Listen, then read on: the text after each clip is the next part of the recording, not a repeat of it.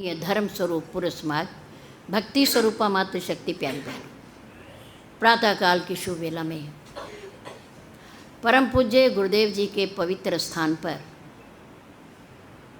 परमपिता परमात्मा को साक्षी मानते हुए श्री व्यास पूजा, श्री गुरु पूर्णिमा और श्री गुरु पूजा के पावन पर्व पर आज प्रथम दिन आप सब गुरु भाई बहनों का, प्रभु प्रेमियों का हार्दिक स्वागत है। धन्यवाद आप लोगों के यहाँ समय से पधारने पर। परमपिता परमात्मा की असीम अनुकंपा है। मौसम सुहाना है। आप सब लोगों का सहयोग भी प्राप्त है। अनुशासन, मर्यादा और समय का पालन। सत्संग से पहले ये 3 बातें हमारे लिए महत्वपूर्ण हैं। समय का पालन करेंगे आप भी और हम भी। अनुशासन का ध्यान रखेंगे, मिलकर बैठेंगे, सामने पहले स्थान भरेंगे, दाएं और बाएं स्थान खाली छोड़ेंगे। जिन मातृशक्ति की गोदी में बालक होंगे, बच्चे होंगे, वो मातृशक्ति एक बाईं ओर बच्चे को लेकर बैठेगी। अगर उन्हें उठना भी पड़ गया, बच्चा परेशान कर रहा है, चंचल वृत्ति है, भूख भी लग सकती है, प्यास भी लग सकती है, उठ कर के बिना वातावरण को अशांत किए बाहर चली जाएंगी। मातृशक्ति बहनों के सिर पर हमारे पूज्य गुरुदेव जी का अनुशासन वस्त्र होना चाहिए। मंदिर में, गुरुद्वारे में हमेशा अपने पूज्य और सम्मानित महान पुरुषों के सामने और भगवान के सामने सिर को ढक कर बैठना चाहिए। यह हमारी मर्यादा है, सनातन धर्म की परंपरा है। वैसे हमारा समाज सधा हुआ है, तपा हुआ है। निरंतर 40-50 साल तक श्री महाराज जी के श्री चरणों में बैठकर कथा सुनने का, सत्संग करने का सौभाग्य हमें प्राप्त हुआ है। इसलिए अधिक कहने की या समय खराब करने की आवश्यकता नहीं है। आप अपनी मर्यादाओं का ध्यान रखेंगे। हमारे लिए पुरुष हो या महिला, मर्यादा एक लक्ष्मण रेखा है। हम अपनी मर्यादा में रहें, पुरुष अपनी मर्यादा में और महिला अपनी मर्यादा में। मर्यादा से, लक्ष्मण रेखा से बाहर निकलने पर आपने माँ सीता का अभिनय, नाटक आपके सामने है। इसलिए हर वर्ग अपनी अपनी मर्यादा का ध्यान रखें। सबसे पहले हमारे सामने पर्व है श्री व्यास पूजा। ये कब से प्रारंभ हुई और इसका नामकरण क्या है? श्री व्यास पूजा। श्री व्यास जी हमारे 18 पुराण, श्रीमद् भागवत जैसे महाकाव्य और महाग्रंथ के प्रणेता हैं, रचयिता हैं, ज्ञानदायक हैं। बहुत विस्तार से भगवान की महिमा का उन्होंने इन ग्रंथों में वर्णन किया है। श्री व्यास पूजा इस आषाढ़ मास के बाद श्रावण प्रारंभ होने पर आने वाली पूर्णिमा का नाम, श्रावणी पूर्णिमा का नाम श्री व्यास पूजा क्यों हुआ, ये जान लेना बहुत ज़रूरी है। हम इस पर्व को श्री गुरु पूर्णिमा भी कहते हैं और श्री गुरु पूजा भी कहते हैं। इस दिन पूर्णिमा के पवित्र पर्व पर सनातन धर्म को मानने वाला हर हिंदू जो गुरुमुख है,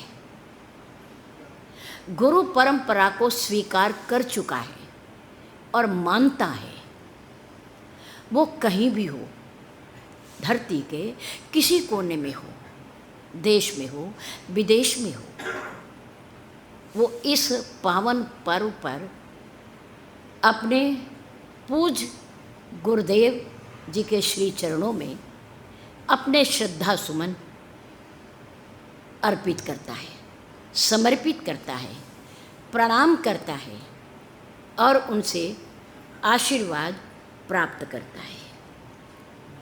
ये कर्तव्य होता है हर गुरुमुख का। दो शब्द हैं, एक है गुरुमुख और एक शब्द है मनमुख।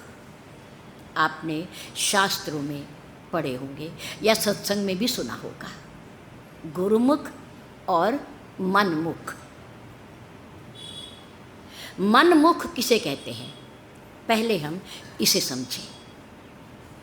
मनमुख अपने मन के मत के अनुसार चलने वाला, अपने मन के हिसाब से, मन की इच्छा अनुरूप, मन के मते से, विचार से चलने वाले व्यक्ति को क्या कहते हैं, मनमुख कहते हैं। मन हुआ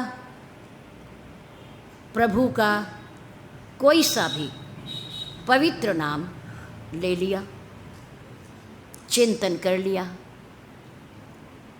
दुख आया और ज़्यादा उसे याद कर लिया, सिमरन कर लिया, माला घुमा ली अपने मन से, मन की प्रेरणा से।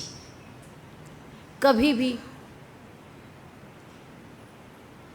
गंगा गए तो गंगादास और यमुना गए तो यमुनादास, यानी कि भटकना। जो अपने मन के हिसाब से चलता है, मन के हिसाब से प्रभु का सिमरन करता है, उसका नाम लेता है, उस व्यक्ति को कहते हैं मनमुख। लेकिन ईश कृपा से, भगवत कृपा से, अंतःकरण की प्रेरणा से जब हम किसी सच्चे महापुरुष के श्री चरणों में पहुंच जाते हैं, सत्संग करते भी हैं और सत्संग सुनते भी हैं, उनका सानिध्य भी प्राप्त करते हैं, उनके दर्शन भी करते हैं, तो हमारा मन उनसे प्रभावित होता है, प्रभावित होता है। और प्रभावित होने के बाद, उनके वचन सुनने के बाद हमारे मन के अंदर प्रेरणा होती है, अंतः प्रेरणा होती है कि जिस नाम की शक्ति और जिस नाम की महिमा का गुणगान ये महापुरुष कर रहे हैं, वो नाम हमारे पास क्यों नहीं है। जबकि ऐसा नहीं कि उससे पूर्व हम प्रभु को याद ना करते हों? करते हैं, पर अपने मन से करते हैं। मन हुआ तो याद कर लिया, मन हुआ तो मंदिर में प्रणाम कर लिया, मन हुआ तो थोड़ी देर रामायण पढ़ ली, मन हुआ तो भगवत गीता का पाठ कर लिया, मन हुआ तो मंदिर में दीपक प्रज्वलित कर दिया, मन हुआ तो। लेकिन जब कभी ईश्वरीय कृपा से हमारा मन अंतः प्रेरणा से, महान पुरुषों की प्रेरणा से प्रभावित होता है, तो हम उनके श्री चरणों में जाकर नाम दीक्षा की प्रार्थना करते हैं। प्रार्थना करते हैं। नाम वही है जो हम ले रहे हैं, और उनके पास जो है वो भी नाम वही है। क्यों? परमात्मा के अनेक नाम हैं, अनंत नाम है, असीमित नाम है। उनके नामों की कोई संख्या नहीं है, कोई गणना भी नहीं है, अपरिमित उनके नाम हैं। किसी भी नाम से उसे पुकार सकते हैं। लेकिन फिर भी अनेकों नाम में से एक नाम जो शास्त्र सम्मत होता है, जिसका वर्णन ग्रंथों में होता है, जिसकी महिमा का गुणगान 18 पुराणों में होता है, वेदों में होता है, श्री रामचरितमानस में होता है, श्रीमद् भगवत गीता में होता है और श्री गीता जी में होता है। ऐसे पवित्र नाम का सहारा लेकर महान पुरुष अपने जीवन का कल्याण करते हैं और सत्संग के माध्यम से हमारा भी कल्याण करते हैं।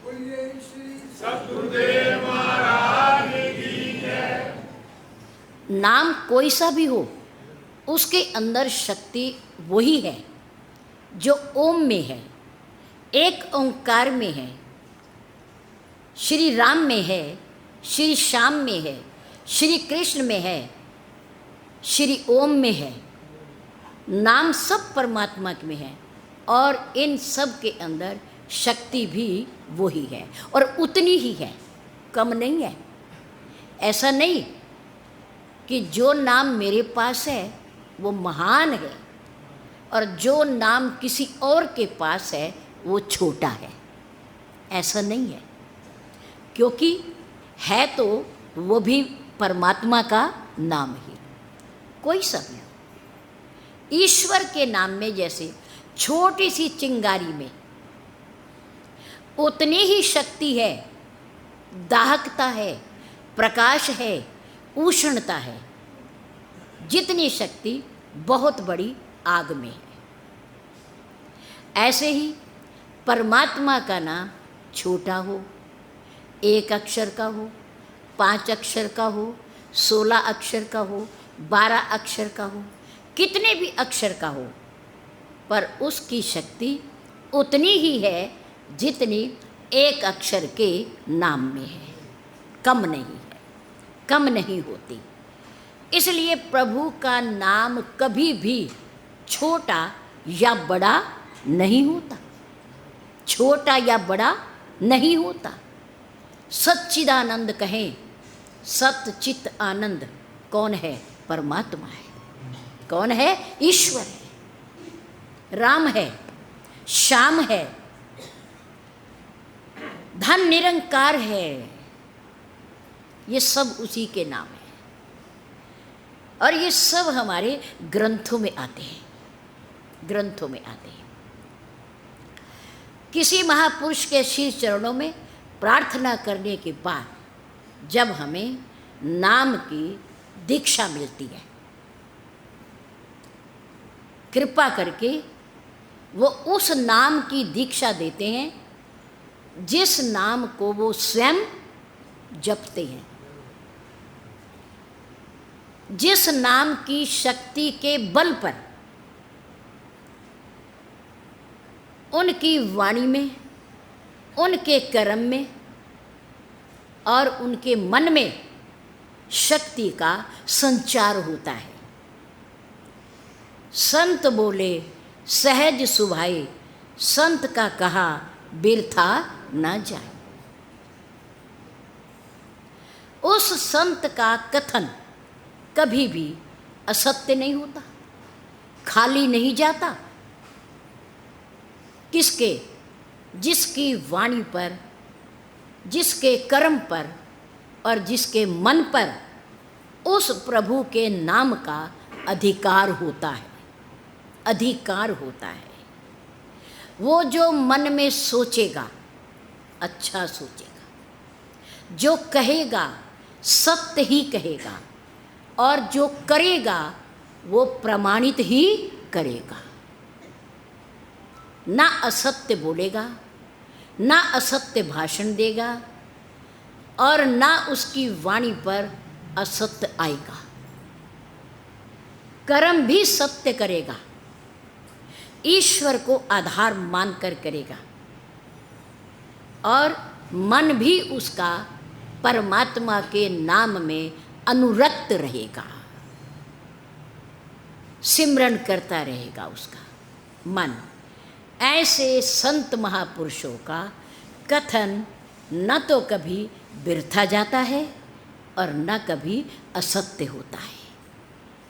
वो अपने मुख से जो कह देते हैं वो शास्त्र होता है, शास्त्र। और शास्त्र में कभी असत्य नहीं होता, झूठ नहीं होता। उसमें जो लिखा है समय के अनुसार सही सत्य लिखा है। ऐसे महापुरुषों के श्री चरणों में भगवत कृपा से, अंतः प्रेरणा से जब हम कभी नाम की दीक्षा लेने पहुँचते हैं और अगर वो हमें सुपात्र समझकर प्रभु के नाम की दीक्षा प्रदान कर देते हैं तो हमारा भूत भी, वर्तमान भी और भविष्य भी तीनों सुधर जाते हैं। जय श्री राम, जय श्री राम। श्री रामचरितमानस में लिखा है कि ऐ मानव, ऐ मनुष्य, केवल तुझे ही गुरु दीक्षा की आवश्यकता नहीं। गुरु दीक्षा की आवश्यकता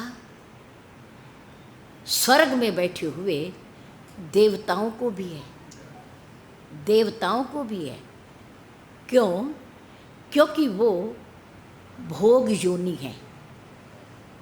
हम भी भोग भोग रहे हैं और देवता भी स्वर्ग में बैठकर नाना प्रकार के भोग भोग रहे हैं। भोगों को भोगते हुए हमारा मन विचलित ना हो जाए, हम अनुशासनहीन ना हो जाएं, हम मर्यादा से गिर ना जाएं, इसके लिए उन्हें भी एक मार्गदर्शक की आवश्यकता होती है। और इसके प्रमाण हैं दुष्ट बुद्धि वाले राक्षस, निशाचर, उनके को भी गुरु की आवश्यकता होती है, क्योंकि वो हिंसा प्रधान है। उन्हें भी गुरु की आवश्यकता है, मार्गदर्शक की आवश्यकता है और देवताओं को भी है। और हम बैठे हैं बीच में, मृत्यु लोक में।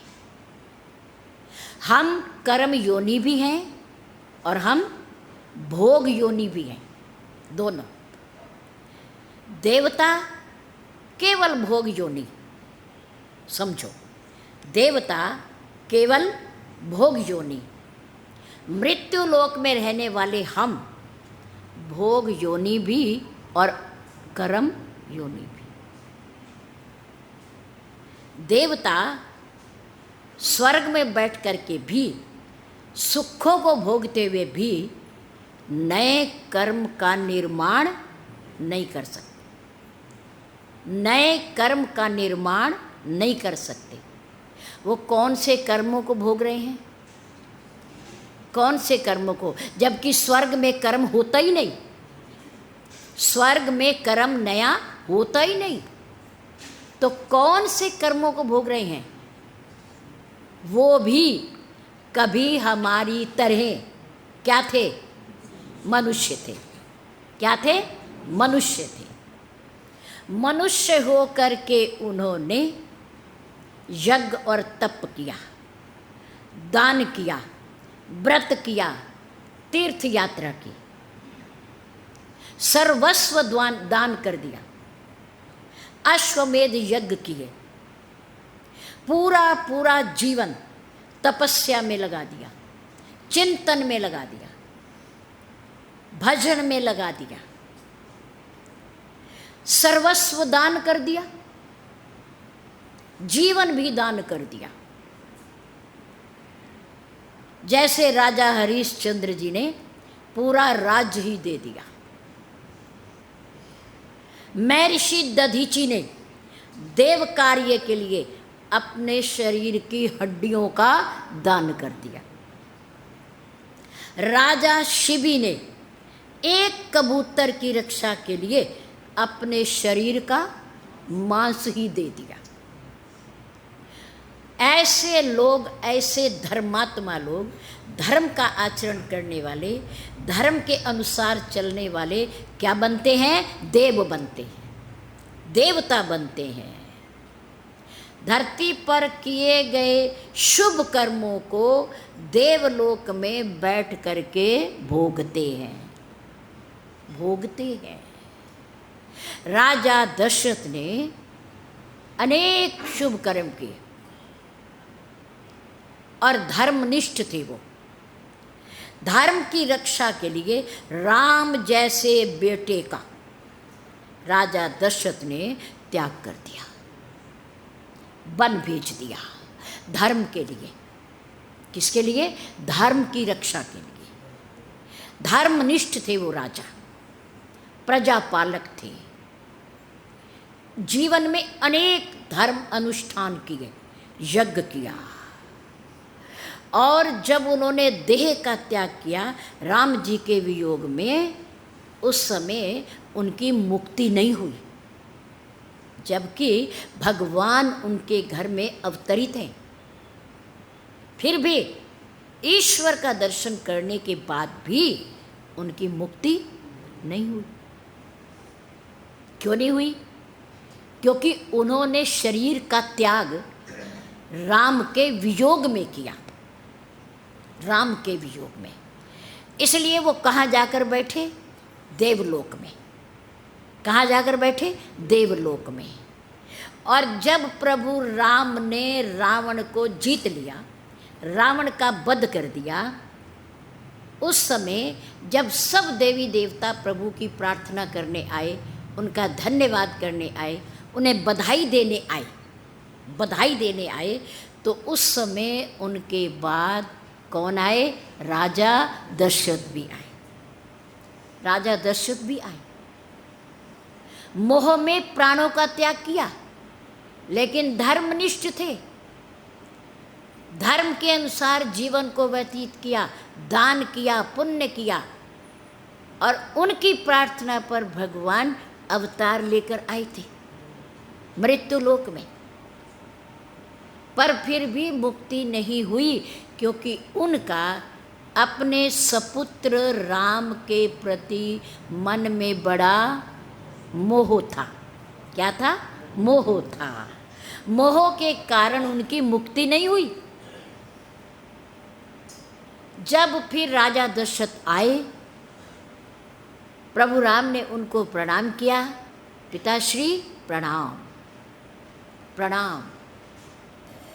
राजा दशरथ ने कहा, पुत्र आज मैं बहुत प्रसन्न हूँ, आज मैं बहुत खुश हूँ, मेरी छाती गर्व से ऊंची हो गई है कि मेरे सपुत्र राम ने इतने बड़े पराक्रमी, शक्तिशाली, त्रिलोक विजयी राजा रावण का वध कर दिया है, लंका को जीत लिया है। हाँ पिताश्री, मैं कितना भाग्यशाली हूँ, कितना पुण्यवान हूँ कि मेरे ऐसा पुत्र हुआ। प्रभु राम ने कहा, देखो राजन, अब अपनी भाषा बदलिए, अब अपनी भाषा बदलिए। मैं आपका पुत्र नहीं और आप मेरे पिता नहीं, आप मेरे पिता नहीं। क्यों? क्योंकि उन्हें ज्ञान देना है, उनका मोह दूर करना है, नहीं तो वो देवलोक में ही बैठे रहेंगे, उनका मोक्ष होगा ही नहीं और इन सुखों को भोगते रहेंगे। प्रभु राम ने कहा, राजन, इस दुनिया में न कोई किसी का पिता है और ना कोई किसी का पुत्र है, सब आने जाने वाले हैं, सब कर्मों के भोगता हैं। ईश्वर के इशारे पर ये कठपुतलियाँ नाच रही हैं। भगवान ने कुछ कर्मों के कारण इन खिलौनों में चाबी भर के भेजा है। जब वो चाबी भरी हुई रुक जाती है, समाप्त हो जाती है, तो ये जीव यहाँ से चला जाता है। यहाँ कोई किसी का नहीं है, ऋण बंधन संसार है। थोड़े दिन के लिए आप मेरे पिता बने, मैं आपका पुत्र बना, अब वो अभिनय नाटक समाप्त हो गया, समाप्त हो गया। अब आप अपने लोक को जाइए, मैं अपना कर्तव्य करूँगा। अब आप मेरे पिताश्री नहीं हैं, इसलिए आप पुत्र मोह से मैं आज आपको मुक्त करता हूँ, मुक्त करता हूँ, ताकि आपकी मुक्ति हो सके, आपका मोक्ष हो सके। भगवान राम ने राजा दशरथ जी को ज्ञान दे करके, अपना पुत्र मोह छुड़ा करके उनको जीवन मुक्त कर दिया, जीवन मुक्त कर दिया। उन्हें पता है कि देवलोक में पुराने शुभ कर्मों को बैठकर भोगा जाता है, नए कर्म नहीं बनते। लेकिन मृत्युलोक में पिछले कर्मों को भोगा भी जाता है और नए कर्म भी किए जाते हैं, अच्छे या बुरे, अपने अपने मन और मति के अनुसार। अच्छे भी किए जाते हैं और बुरे भी हो जाते हैं, अच्छे भी और बुरे दोनों। और फिर उनको भोगना उनको ज़रूर पड़ता है। करने के बाद या करने से पहले 10 बार सोचे कि हम क्या कर रहे हैं। क्यों?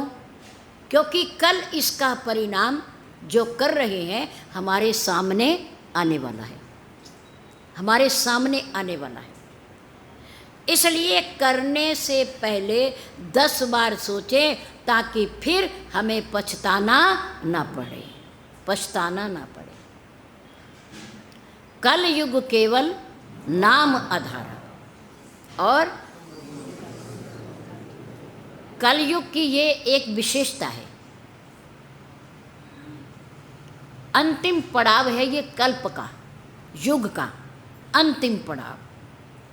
कलयुग चौथा चरण चल रहा है, इसमें केवल ईश्वर का नाम ही आधार है। लक्ष्मण जी ने कहा, देखो भाई निखाद, काहू न को सुख दुख कर दाता, निज कृत कर्म भोग सब भ्राता। अच्छा है भोग रहे हैं तो भी हमारे कर्म है, और बुरा आ गया है हम रो रहे हैं तो भी हमारा कर्म है। किसी का दोष इसमें, क्योंकि करा तो हमने ही है, हमने ही किया है। बोने से पहले ये जरूर सोचें कि जो हम बो रहे हैं कल इसको हमने ही काटना है, हमने ही काटना है। जो बो रहे हैं उसको हमने ही कल काटना है और अपने हाथों से। इसलिए बोने से पहले, करने से पहले 10 बार सोचें, 10 बार सोचें। मृत्यु लोग भोग योनि, कर्म योनि। देवलोक केवल भोग योनि, वहाँ नया कर्म नहीं बनता। वहाँ देवता केवल भोगते हैं बैठकर। और मृत्यु लोक में बहुत अच्छी बात है देवलोक से भी, कि देवलोक में तो जब अच्छे कर्म खत्म हो जाएंगे तब उस जीव को नीचे फेंक दिया जाएगा, मृत्यु लोक में भेज दिया जाएगा। किसी भी योनि में अच्छे कर्म भोगने के बाद जब बुरे कर्मों की बारी आएगी तो हमें इस मृत्यु लोक में उन कर्मों को भोगने के लिए भेज दिया जाएगा और हमें वो भोगने ज़रूर पड़ेंगे, ज़रूर भोगेंगे। ये कलयुग कर्म प्रधान है। इसलिए भगवान श्री कृष्ण ने गीता में जब हथियार रख के बैठ गए अर्जुन, तो कर्म करने का उपदेश दिया, भजन करने का नहीं दिया कि चलो नहीं तुम युद्ध नहीं करना चाहते तो बैठ के एकांत में भजन कर लो। नहीं ना, गीता में ऐसा नहीं है ना। किसकी प्रेरणा दी? भगवान श्री कृष्ण ने अर्जुन को किस बात की प्रेरणा दी? कर्म करो, तुम कर्म करो। क्योंकि मृत्यु लोक में कोई भी जीव कर्म किए बिना नहीं रह सकता, कर्म किए बिना नहीं रह सकता। कर्म तो करना ही पड़ेगा। और फिर तुम क्षत्रिय हो और क्षत्रिय का कर्तव्य है अधर्म के विरुद्ध, बुराई के विरुद्ध लड़ना चाहिए, युद्ध करना चाहिए।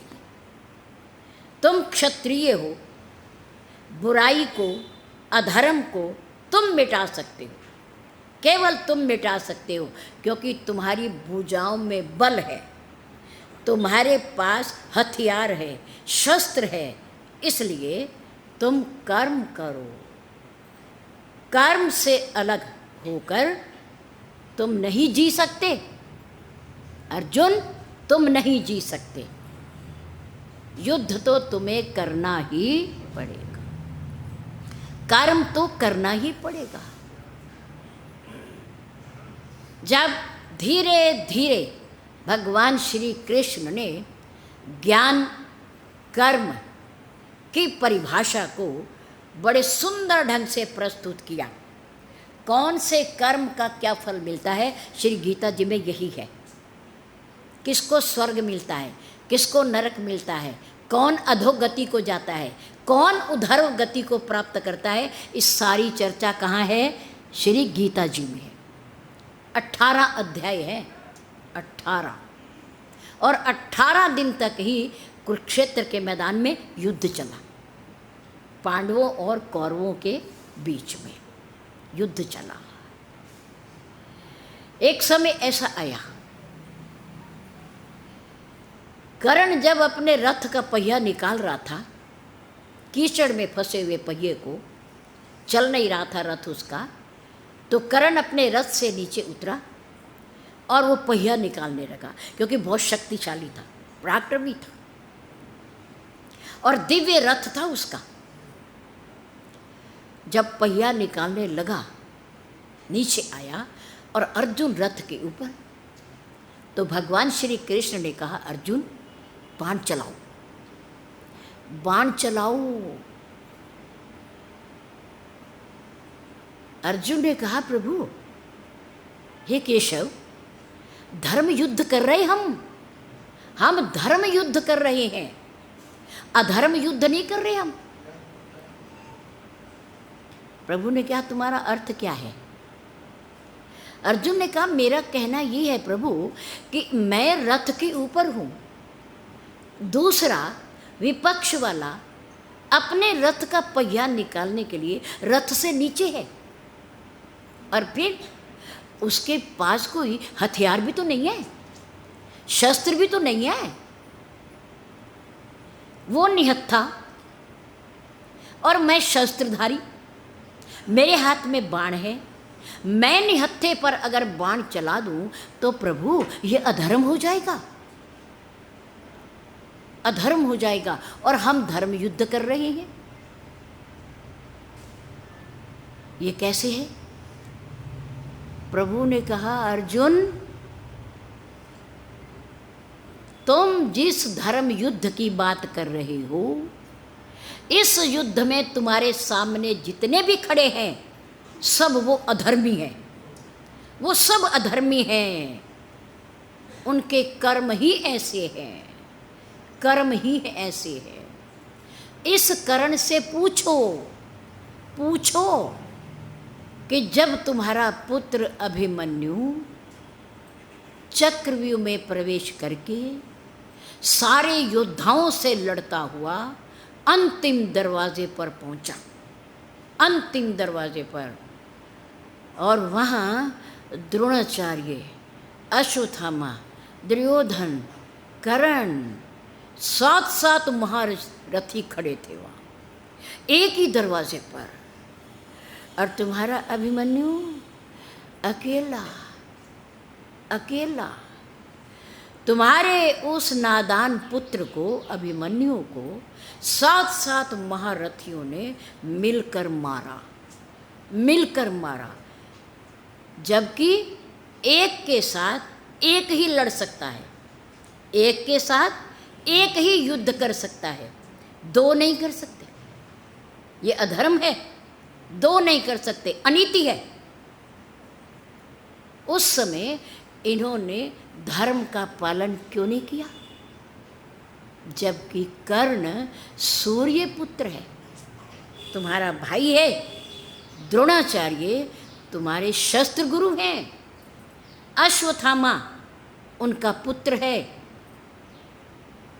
तुम्हारे राज्य की रोटियों पर पलने वाले ये सारे महारथी, कृपाचार्य तुम्हारे कुल गुरु हैं। उस समय इन्होंने धर्म का पालन क्यों नहीं किया? क्यों नहीं किया? इनसे पूछो। अर्जुन को उस समय अभिमन्यु की याद आ गई, उसके घाव हरे हो गए, पुत्र की मृत्यु के घाव हरे हो गए, और उसके अंदर बदले की भावना जाग उठी। प्रभु ने कहा अर्जुन चलाओ बाण। अब बदले की भावना पैदा हो गई तो अधर्म भी धर्म दिखाई देने लगा, अधर्म भी धर्म दिखाई देने लगा। अर्जुन ने बाण चलाया, कर्ण ने कहा रुको, गांडीवधारी अर्जुन रुको, ये अधर्म है, मैं नीचे हूँ तुम ऊपर हो, मैं निहत्था हूँ तुम्हारे पास शस्त्र है, मैं पहिया निकाल लूँ रथ पर आ जाऊँ फिर देखता हूँ। भगवान श्री कृष्ण ने कहा अर्जुन यदि अब चूक गए, यदि अब चूक गए तो फिर ये तुम्हारा निशाना कभी लगने वाला नहीं है, कभी नहीं लगेगा। और ये समझ लो भले ही मैं तुम्हारे रथ पर बैठा हूँ पर कर्ण तुम्हारे से अधिक बलवान है, अधिक शक्तिशाली है। अर्जुन यदि कर्ण को द्रौपदी के स्वयंवर में सूत पुत्र कह करके शांत ना किया जाता तो आज द्रौपदी तुम्हारी नहीं इस कर्ण की होती, इस कर्ण की होती, तुम्हारी ना होती,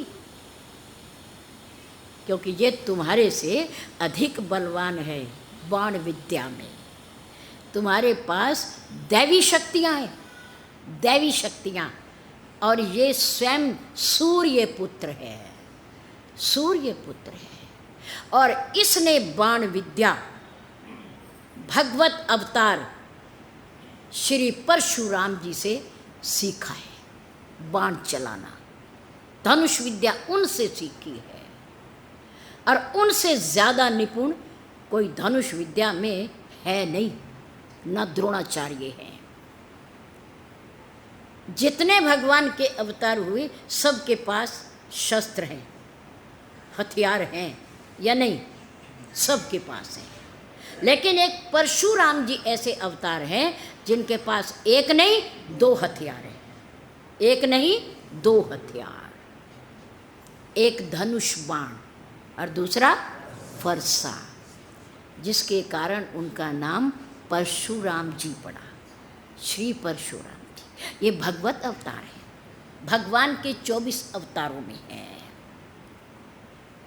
उनके पास दो दो हथियार हैं, अपनी सुरक्षा के लिए, धर्म की रक्षा के लिए, परिवार की रक्षा के लिए हथियार होना चाहिए, शास्त्र होना चाहिए। घर में शास्त्र भी हो और उसके साथ साथ शस्त्र भी हो, चाहे छोटा हो या समय आने पर, जब विपत्ति आती है, जब कोई दूसरा आक्रमण करता है, तो उस समय शास्त्र आगे नहीं बढ़ता, शास्त्र सहायता नहीं करता, क्योंकि वो तो वाणी तक है। वाणी तक कौन सहायता करता है? शस्त्र करता है, शस्त्र करता है। भगवान श्री कृष्ण के पास क्या है? कौन सा शस्त्र है? कौन सा अस्त्र है? सुदर्शन चक्र। कौन सा है? सुदर्शन चक्र। भगवान विष्णु के पास भी है गदा। क्या है? गदा। और सुदर्शन चक्र भी है उनके पास, भगवान विष्णु के पास।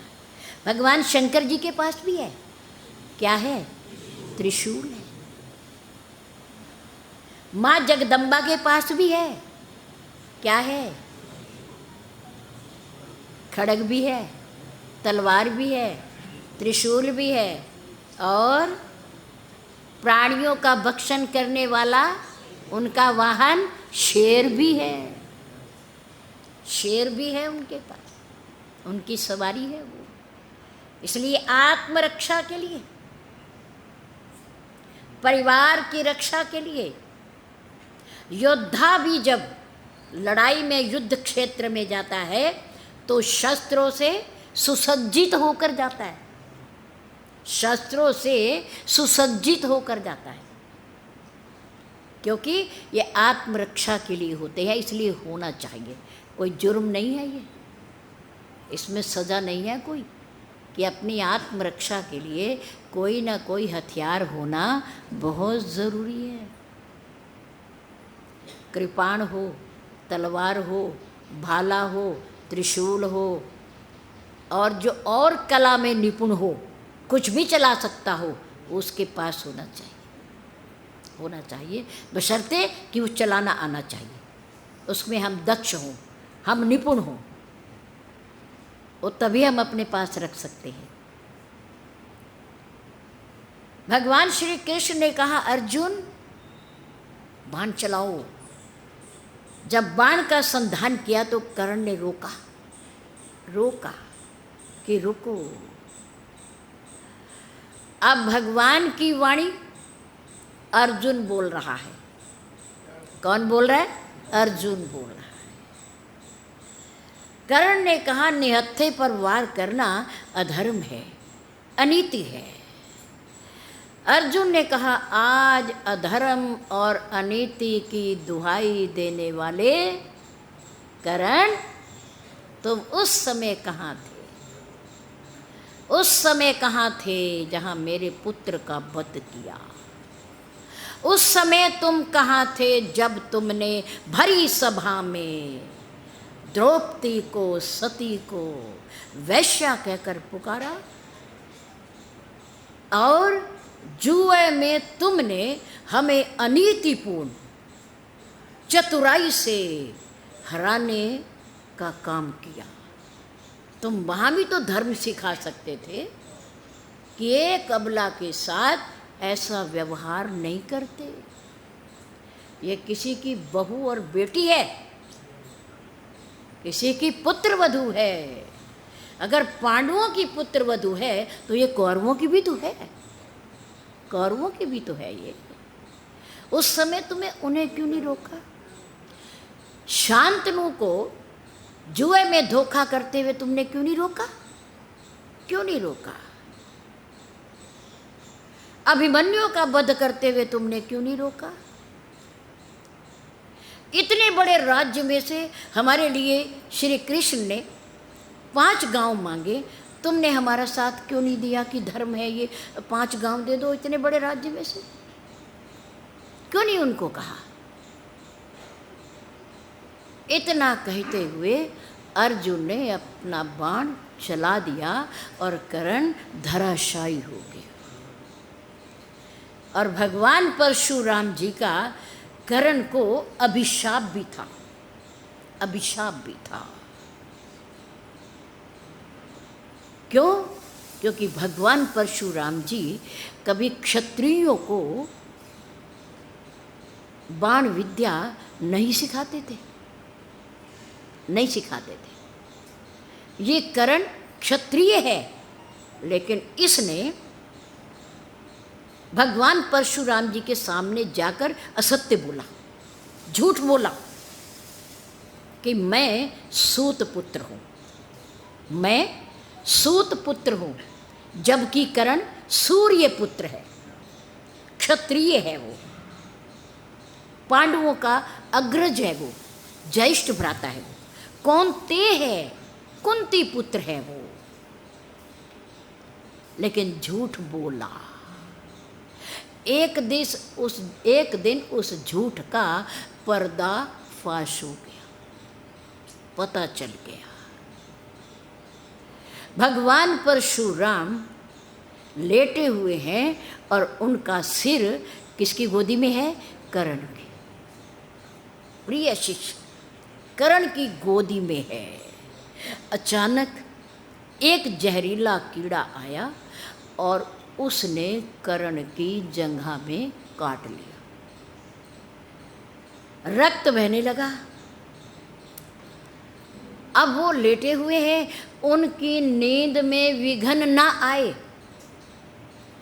उनकी निद्रा तंद्रा न टूटे, इसके लिए कर्ण पीड़ा को तो सहता रहा, पर अपने पैर को नहीं हिलाया। गुरु भक्ति क्या है ये? गुरु भक्ति। पैर को नहीं हिलाया।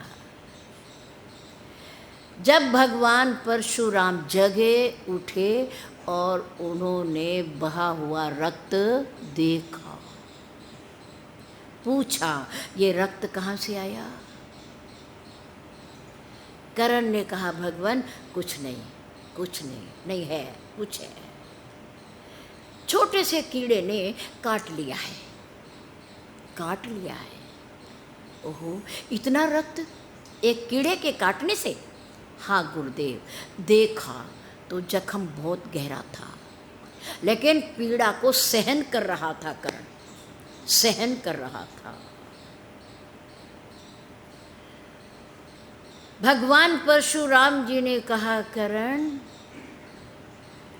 तुम सूत पुत्र नहीं हो,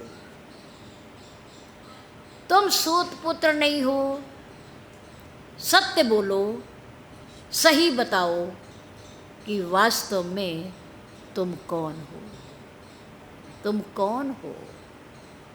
सूत पुत्र एक सारथी का पुत्र इतनी पीड़ा को इतनी देर तक सहन नहीं कर सकता, नहीं सहन कर सकता। तुम बताओ तुम कौन हो?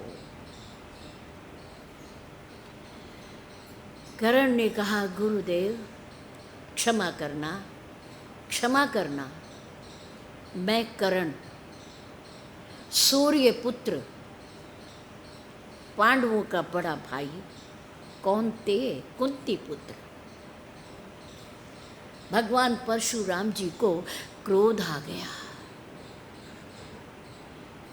जब महान पुरुषों को, सद्गुरुदेव को हमारी किसी भी गलती पर क्रोध आ जाता है, उस क्रोध को फिर ब्रह्मा जी में, विष्णु जी में और भगवान शंकर जी में भी किसी में शक्ति नहीं कि उनको रोक सके। क्यों? कि भगवान के प्रति बिगड़ी हुई बात को कौन संवारता है? सद्गुरुदेव संवारते हैं। और जब सद्गुरुदेव से ही बिगड़ जाती है तो दुनिया में कोई दूसरा संभालने वाला नहीं होता। भगवान परशुराम जी क्रोधित हो गए और कहा, कर्ण, तुमने बाण विद्या, अस्त्र विद्या, शस्त्र विद्या तुमने मेरे से सीखी, पर झूठ बोलकर मैं तुम्हें अभिशाप देता हूं कि जब तुम्हें कभी विकट समय में, विपत्ति के समय में इस विद्या की जरूरत पड़ेगी तो ये तुम्हारी विद्या फेल हो जाएगी। अब कर्ण रथ पर आ गया भागकर, और उसने अपना बाण चलाया, शुरू करा। बाण चलाता है पूरब को और जाता है पश्चिम को, चलाता है उत्तर को और जाता है दक्षिण को। आज वो सोच रहा है कि ये मेरे साथ क्या हो गया। भगवान परशुराम जी ने कहा कि वो दिन तुम्हारे जीवन का अंतिम दिन होगा। तुमने मेरे से झूठ बोला, गुरु समझकर, गुरु मान करके झूठ बोला। मैं तुम्हें एक अभिशाप और देता हूँ कि तुम्हारे रथ का पहिया कीचड़ में फंस जाएगा और तुम्हारे निकालने से भी नहीं निकलेगा, क्योंकि ये झूठ एक दलदल है, असत्य एक दलदल है। एक झूठ को बोलने के लिए 100 तैयारी करनी पड़ती है, 100 सत्य का सहारा लेना पड़ता है एक झूठ बोलने के लिए। क्यों? क्योंकि झूठ नकली है और सत्य असली है। और असली की कीमत, भले ही नकली सुंदर हो, नकली अच्छी हो, बाहर बनावट उसकी अच्छी हो, पर असली की कीमत हमेशा ही ज़्यादा रहती है नकली से। एक दिन सत्य सामने आ ही जाता है। आज कर्ण को अपने गुरुदेव का अभिशाप याद आ गया, गुरुदेव का दिया हुआ अभिशाप। और कागभस्सुंड जी को भी गुरु का अपमान करने पर किसने शाप दिया था? किसने दिया था? रामायण नहीं पढ़ते हो? भगवान शंकर ने। किसने दिया था? भगवान शंकर जी ने कागभस्सुंड जी को दिया था गुरु का अपमान करने पर। भोलेनाथ जी ने कहा कि अगर मैं तुझे आज दंड ना दूं, आज तुम्हें अभिशाप ना दूं, तो मेरे वेदों का धर्म पथ गिर जाएगा, अनीति फैल जाएगी। तेरी तरह फिर हर शिष्य अपने गुरुदेव का अपमान करने लगेगा। तूने मेरे ही मंदिर में बैठकर, मेरा ही स्वरूप गुरु होता है, उसका अपमान किया। कागभस्सुंड, तेरी सही समाधि होती, तू मेरे सिमरन में लीन होता, तेरा मन मेरे भजन में डूबा होता, तुझे गुरु के आने का अंदेशा न होता, पता न होता, तो भले ही तू ना उठता। लेकिन मैं समझता हूँ, मुझे पता है कि तूने आँख खोल के भी बंद कर ली।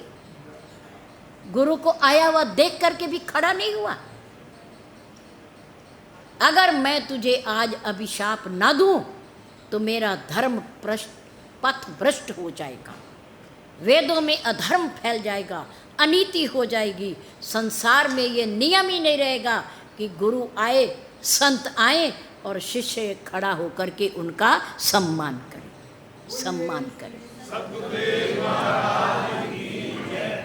गुरुदेव ने खड़े होकर के प्रार्थना की भगवान की, शंकर की, कि ये नादान है, ये नादान है, ये अज्ञानी है, इसे इतना ज्ञान नहीं है कि गुरु के आने पर खड़े होकर के गुरु का सम्मान करते हैं, ये नहीं जानता।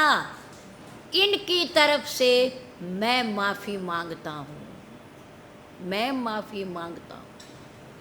इसलिए गुरुदेव जो होते हैं, सदगुरुदेव जो होते हैं, वो एक जन्म के नहीं होते, वो जन्म जन्मांतर के होते हैं, और एक लोक के नहीं होते, लोक परलोक के होते हैं। जिस भी लोक में जाएंगे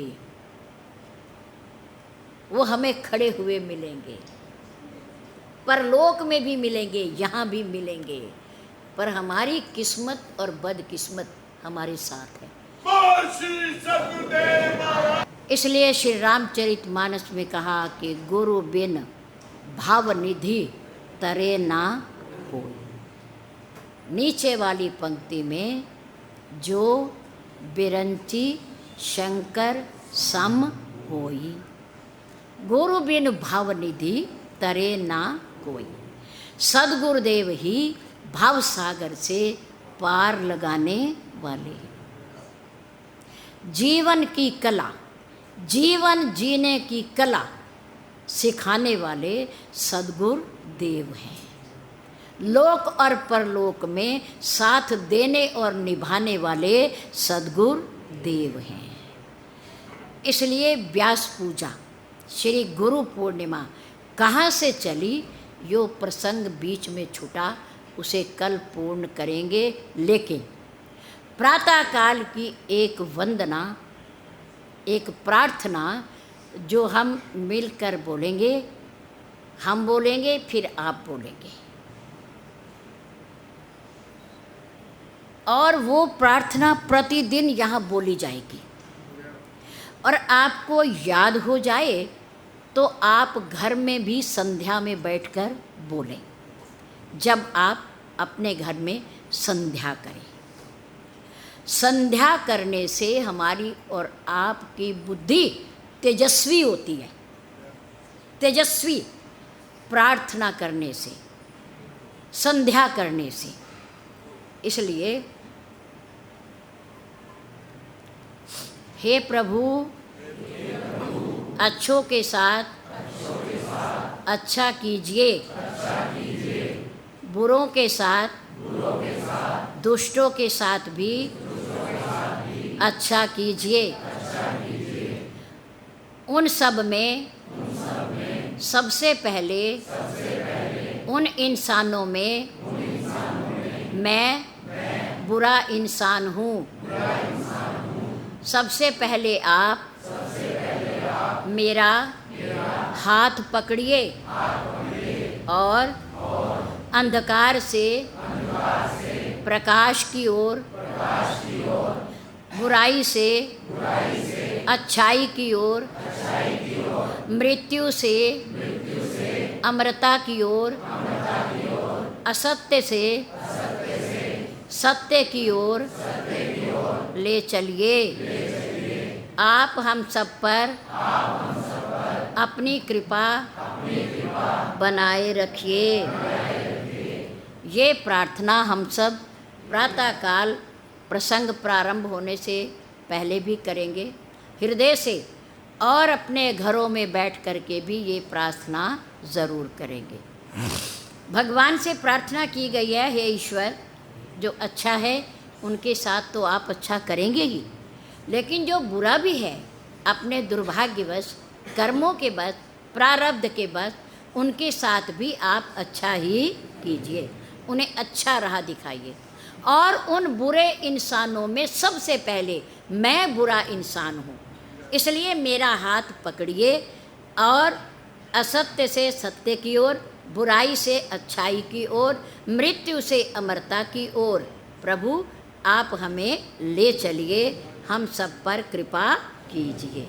ये हमारी प्रार्थना है भगवान के श्री चरणों। धन्यवाद।